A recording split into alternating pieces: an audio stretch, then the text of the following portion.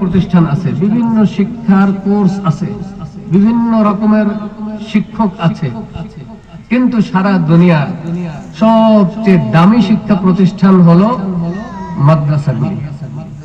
কি বলেন, ঠিক কিনা? কারণ মাদ্রাসাগুলিতে শিক্ষা দেওয়া হয় স্বয়ং আল্লাহ সুবহানাহু ওয়া তাআলা সৃষ্টি জগতের, সারা পৃথিবীর সকল জগৎ সমূহের যিনি মালিক, সেই মালিকের কথা, সেই মালিকের কালাম এবং নবী মুহাম্মদুর রাসূলুল্লাহ সাল্লাল্লাহু আলাইহি ওয়াসাল্লাম যেই দ্বীন প্রচার করেছেন, সেই দ্বীন, নবীর দ্বীন, আল্লাহর কালাম, আল্লাহর নির্দেশ অনুযায়ী নবীর প্রচারিত দ্বীন, এইটা শিক্ষা দেওয়া হয় মাদ্রাসাগুলিতে। তাহলে যেখানে বিজ্ঞান শিক্ষা দেওয়া হয়, সেটার চেয়ে যেখানে আল্লাহর কালাম শিক্ষা দেওয়া হয়, স্বয়ং আল্লাহর কথা, সেই প্রতিষ্ঠান, এটার দাম কম। কি বলেন, কি দাম কম না বেশি? বিজ্ঞানের দাম মাদ্রাসার চেয়ে, বিজ্ঞান শিখায় যে প্রতিষ্ঠানে, সেই প্রতিষ্ঠানের দাম কম। কি বলেন? অনেকে দ্বিধায় পড়ে গেছে যে কি বলে বিজ্ঞান, বিজ্ঞানের কারণে আজকে আমাদের প্লেন, বিজ্ঞানের সাহায্যে আজকে আমি এখানে বসে কথা বলি, সেই ইউরোপ আমেরিকায় বসে, সে ওখানে বসে, তার সাথে আমি কথা বলতে পারি, 1 মিনিটের মধ্যে একজন আরেকজনকে দেখতে পাই। কত সুযোগ সুবিধা, কত আমাদেরকে সহজ করে দিয়েছে আমাদের জীবনযাপন বিজ্ঞান। সেই বিজ্ঞানের চেয়েও মাদ্রাসা শিক্ষাগুলি, মাদ্রাসা প্রতিষ্ঠানগুলি দামি প্রতিষ্ঠান। কি আসলেই দামি? ঠিক কি ঠিক নয়?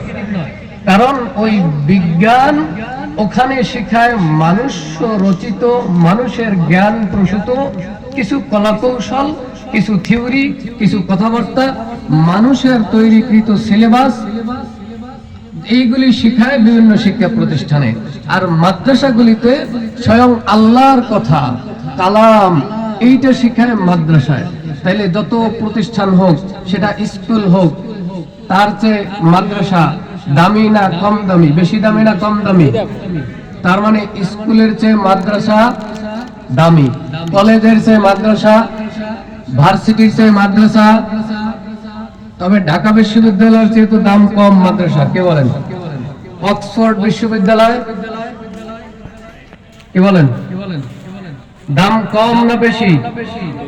দাম কম। অক্সফোর্ড বিশ্ববিদ্যালয়ের দাম মাদ্রাসার চেয়ে কম, কারণ মাদ্রাসায় শিক্ষা দেওয়া হয় স্বয়ং আল্লাহর কালাম।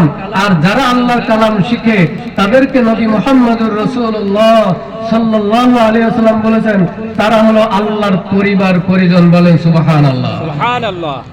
নবীজি বললেন, দুনিয়াতে এমন কিছু মানুষ আছে যারা আল্লাহর পরিজন, আল্লাহর পরিবার।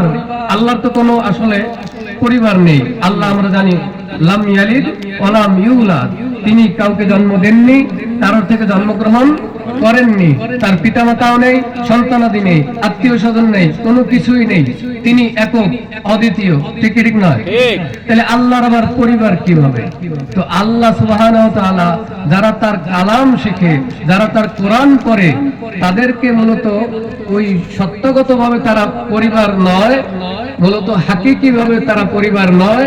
এটা হলো তাদেরকে মর্যাদা দিয়েছে পরিবার ভুক্ত করে, পরিবারের কথা বলে। আল্লাহর রাসূল বললেন যে কিছু মানুষ আছে আল্লাহর পরিজন। সাহাবায়ে কেরাম প্রশ্ন করলেন, হে আল্লাহর রাসূল, তারা কারা যারা আল্লাহর পরিজন? রাসূল পাক সাল্লাল্লাহু আলাইহি ওয়াসাল্লাম বললেন, তারা হলো ওই সমস্ত লোক যারা আল্লাহর কালাম পাঠ করে।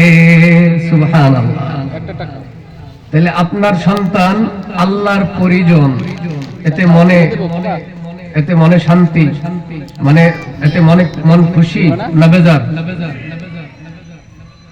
আল্লাহর পরিজন হতে পারে আপনার সন্তান, তাহলে এতে আপনার খুশি হওয়া দরকার।